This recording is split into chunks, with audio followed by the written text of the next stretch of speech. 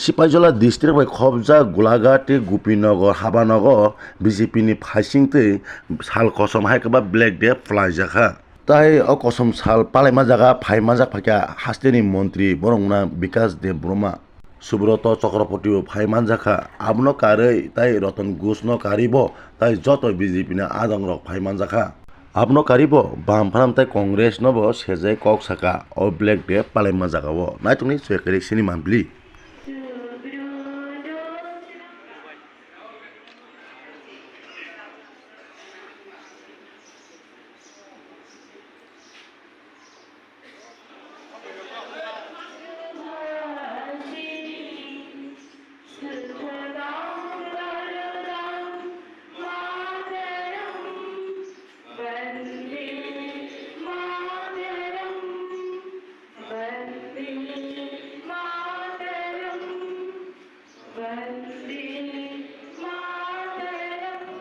Sir আপনি MLA Sudip Roy Barman যে কথাগুলো বলেছেন সেই বিষয়টিকে কিভাবে দেখছেন?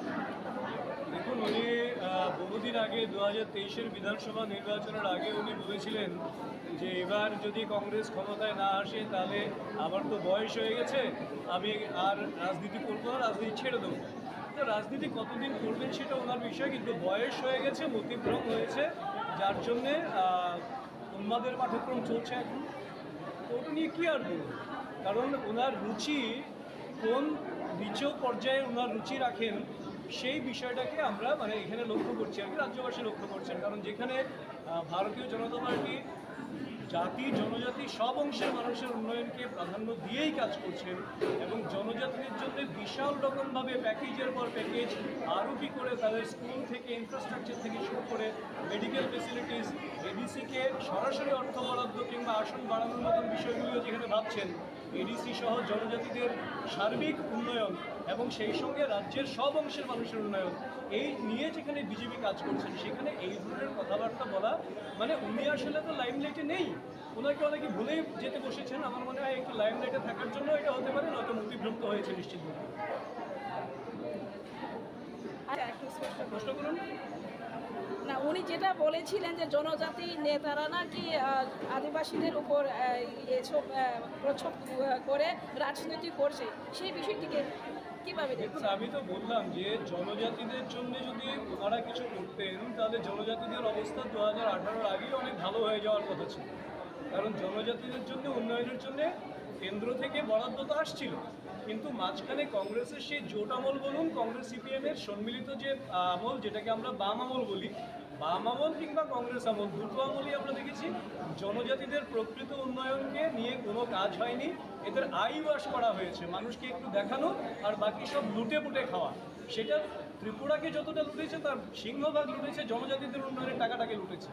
কাজেই ওনাদের জনজাতিদের নিয়ে কথা বলার কোনো অধিকার নেই, যেখানে মাননীয় মোদীজির নেতৃত্বে কেন্দ্রীয় বিজেপি সরকার কিংবা প্রফেসর ডক্টর মানিক শাহজির নেতৃত্বে ত্রিপুরা বিজেপি সরকার জনজাতিদের জন্য প্রত্যেকটা অংশে তাদের বেসিক ইনফ্রাস্ট্রাকচার থেকে শুরু করে বেসিক নিডস এবং তাদের যে কনস্টিটিউশনাল রাইটস সমস্ত কিছুকে যেখানে স্বীকৃতি দিয়ে তাদের সার্বিক উন্নয়ন, রাস্তাঘাট থেকে ইনফ্রাস্ট্রাকচার থেকে শুরু করে হেলথ এডুকেশন থেকে শুরু করে বিভিন্ন প্যাকেজ থেকে শুরু করে স্টার্ট আপের কথা বলুন, আপনারা জনজাতিরা এগিয়ে আসছে স্টার্ট আপে। তো এই যে একটা বিশাল রকম উন্নতি হচ্ছে, ওনারা বুঝতে পেরেছেন যে এই উন্নয়নের ধারা যদি চলতে থাকে, জনজাতিদেরকে যদি বিভাজিত না করা যায় তাহলে তাদের ভবিষ্যৎ রাজনীতি একেবারেই অন্ধকার। তো এইটা বুঝে নিয়ে রাজনৈতিক ভবিষ্যৎ সংকটকে সামনে মাথায় রেখে ওইখানে রাজনৈতিক রুটি শেখার জন্যে জনজাতিদের মধ্যে বিভাজন রেখা তৈরি করার কাজ চলছে, যেটা আমরা তীব্র ধিক্কার জানাই, নিন্দা জানাই।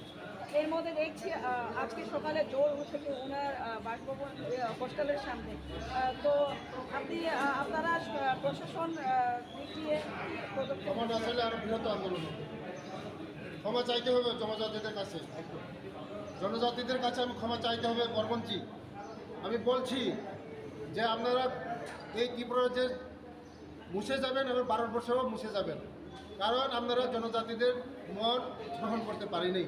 জনজাতিদের শুধু ভূতের রাজনীতি করেছেন।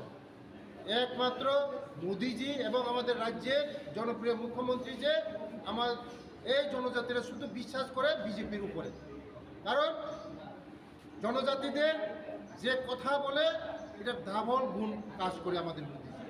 তার জন্য জনজাতিদের আজকে বিশ্বাস করে, কারণ বিশ্বাস করে কেন? আজকে জনজাতিদের আমাদের চিরাচরিত কথা, যে জিনিসগুলি লুকিয়ে গিয়েছে, যেগুলি হারিয়ে গিয়েছে, এই জিনিসগুলি আরেকবার রিপিট করে আমাদের মোদিজি এবং আমাদের ত্রিপুরা রাজ্যের মুখ্যমন্ত্রী আবার নতুনভাবে আরেকবার আমাদের নতুন নাম করা হয়েছে, যেটা হারিয়ে গিয়েছে, যে আমাদের ইতিহাস হারিয়ে গিয়েছে, এটা আমাদের একমাত্র বিজেপি করেছে। যদি কোনো দল যদি ইজ্জত করে, এটা একমাত্র বিজেপি আমাদের জনজাতিদেরকে ইজ্জত করে। আপনারা কোনোদিন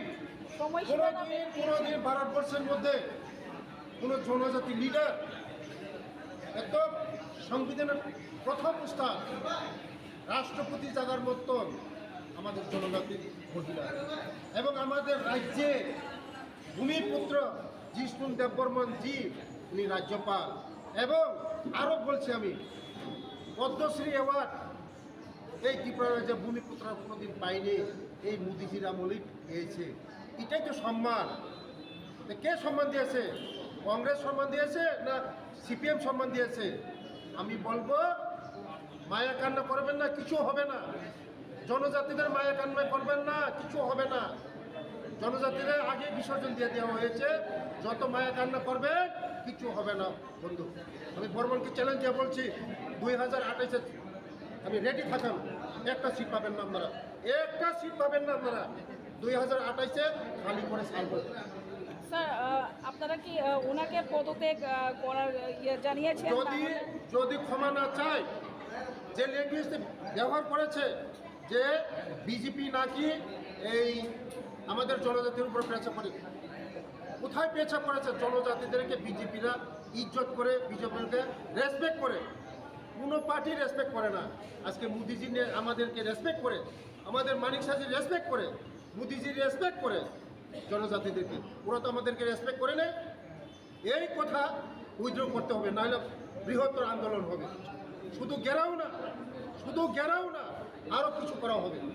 এই কথাগুলো উইথড্র করেন, তাড়াতাড়ি উইথড্র করেন।